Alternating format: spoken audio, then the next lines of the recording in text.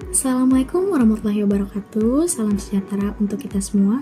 Perkenalkan, saya Widya Firda, mahasiswi Universitas Dian Nusantara dengan NIM 111241099. Presentasi ini saya buat bertujuan untuk memenuhi tugas besar 2 mata kuliah pendidikan karakter dengan dosen pengampu Bapak Islahul Ben SEMM. Adapun tujuan dari presentasi ini adalah untuk menjelaskan bagaimana kompetensi profesional lulusan dapat menjadi strategi dalam menanggulangi korupsi, meningkatkan kepemimpinan, dan membangun etika kerja yang tinggi di dunia profesional. Mengembangkan kompetensi profesional lulusan Universitas Dian Nusantara untuk menanggulangi korupsi, meningkatkan kepemimpinan, dan membangun etika profesional yang tinggi. Kompetensi lulusan Universitas Dian Nusantara. Capaian pembelajaran lulusan atau CPL adalah pernyataan kemampuan yang harus dicapai oleh lulusan dalam hal sikap, pengetahuan, dan keterampilan. Lulusan Universitas Dian Nusantara diharapkan menguasai keilmuan sesuai bidang secara spesifik, mampu mengintegrasikan iptek untuk inovasi dan pemecahan masalah profesional, mampu mengambil keputusan berdasarkan analisis informasi dan prinsip etika, mampu menunjukkan kepemimpinan dan tanggung jawab sosial dalam praktik kerja, berkomunikasi secara efektif dalam konteks multikultural dan multidisipliner, beradaptasi dengan dinamika dunia kerja dan teknologi, serta menjadi pembelajar sepanjang hayat yang menjunjung tinggi nilai religius dan profesionalisme. Selanjutnya, kompetensi berdasarkan lulusan capaian pembelajaran mata kuliah.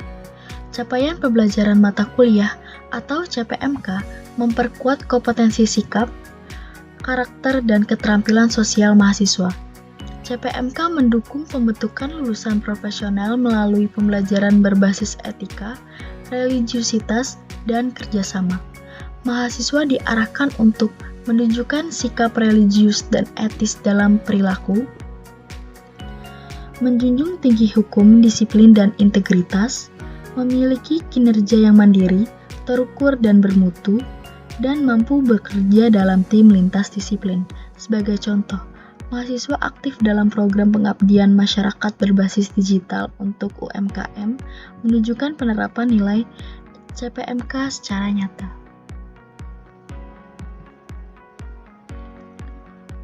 Korupsi dan integritas dalam dunia kerja.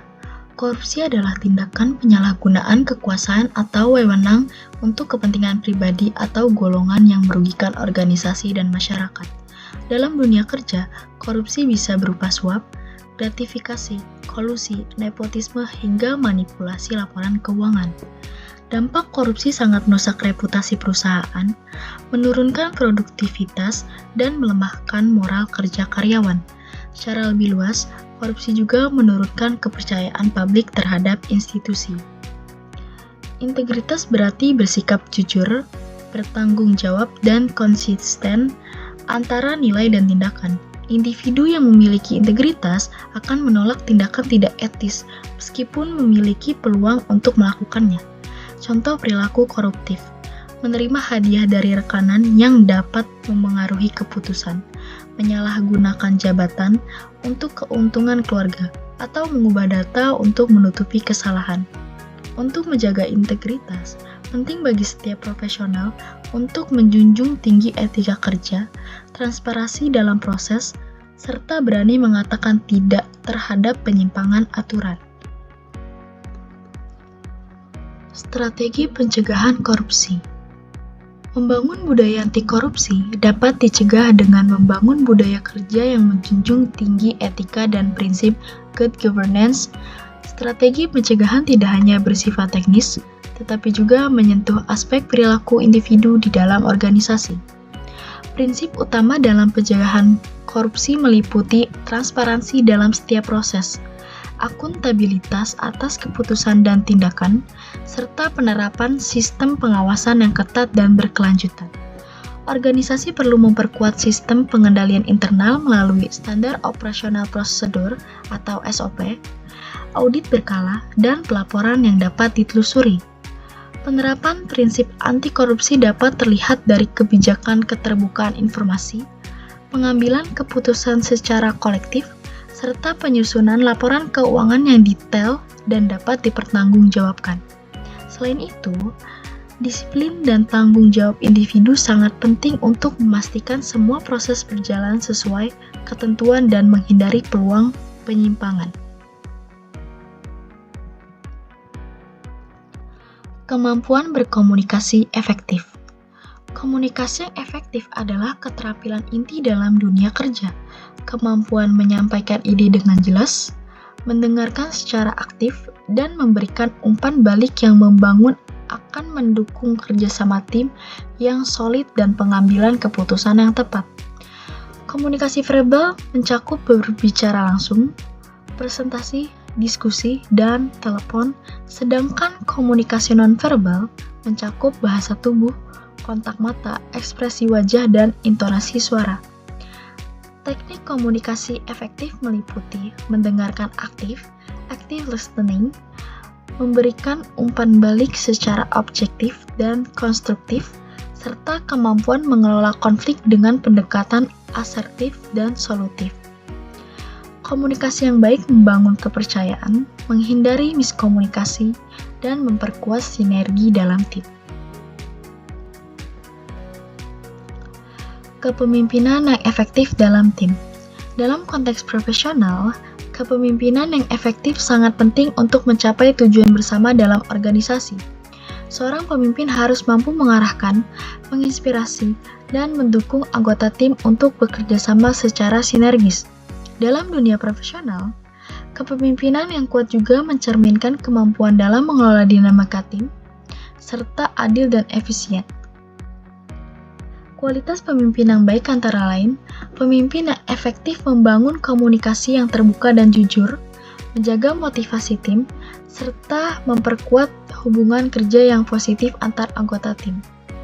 Gaya kepemimpinan partisipatif sangat dianjurkan, di mana pemimpin mendengarkan ide-ide dari anggota tim dan mendorong keterlibatan aktif semua pihak dalam pengambilan keputusan. Seorang pemimpin juga berperan dalam mengembangkan potensi anggota tim dengan memberikan kepercayaan, dukungan, serta evaluasi yang membangun.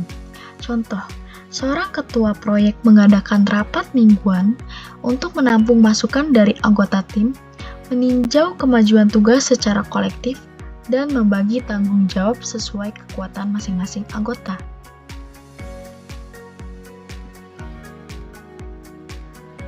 Profesionalisme dalam dunia kerja. Profesionalisme merupakan sikap dan perilaku individu yang menunjukkan komitmen tinggi terhadap pekerjaan dan tanggung jawabnya. Hal ini tercermin dari kemampuan menjaga kualitas kerja, etika, serta konsistensi dalam melaksanakan tugas secara optimal.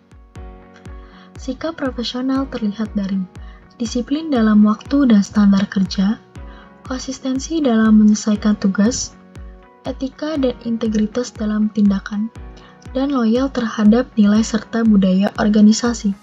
Seorang profesional tidak hanya menyelesaikan tugas pribadi, tetapi juga memperhatikan dampaknya terhadap tim dan institusi. Etika kerja yang tinggi dan integritas yang kuat menjadi fondasi penting dalam menjaga kepercayaan dan kualitas kerja jangka panjang.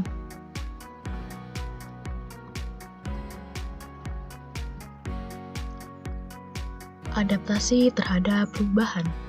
Dunia kerja saat ini mengalami perubahan yang sangat cepat seiring perkembangan teknologi, tren industri global, dan pergeseran budaya organisasi.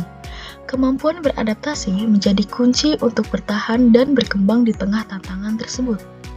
Perubahan mencakup digitalisasi proses kerja, adopsi teknologi baru, fleksibilitas kerja seperti remote working, serta perubahan ekspektasi dari dunia usaha. Lulusan diharapkan tidak hanya siap secara pengetahuan, tetapi juga mentalitas terbuka dan fleksibel dalam menerima perubahan dan tantangan baru. Strategi adaptasi antara lain, pembelajaran sepanjang hayat, peningkatan keterampilan digital, kolaborasi lintas disiplin, dan berpikir inovatif dalam menyelesaikan masalah. Contoh perubahan. Perusahaan mengganti sistem manual menjadi otomatisasi digital. Lulusan harus cepat belajar menggunakan sistem baru dan memberikan solusi efisien berbasis teknologi. Selanjutnya, menghargai kearifan lokal di dunia kerja.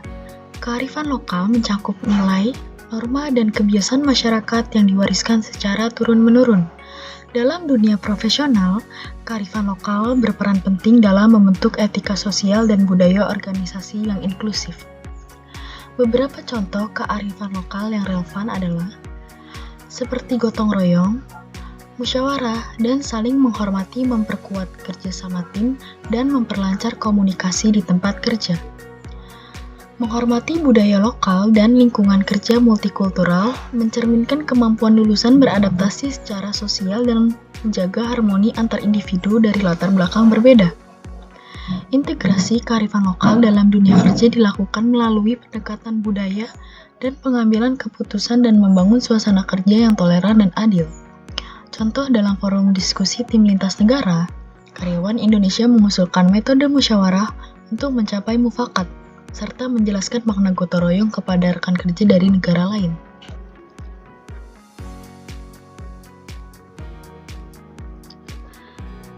Kesimpulan, penguatan kompetensi profesional lulusan Universitas Dianusantara merupakan langkah strategis dalam menjawab tantangan dunia kerja yang kompleks dan syarat nilai etis. Tidak cukup hanya menguasai keilmuan, lulusan juga harus dibekali dengan integritas, kemampuan kepemimpinan, dan komunikasi yang efektif. Saya meyakini bahwa praktik anti korupsi dan profesionalisme yang berakar pada etika kerja, disiplin, serta tanggung jawab individu akan memperkuat kepercayaan publik dan menciptakan lingkungan kerja yang sehat. Selain itu, kearifan lokal seperti nilai gotong royong dan musyawarah sangat relevan untuk membentuk budaya kerja yang inklusif dan harmonis, terutama dalam konteks kerja tim multikultural.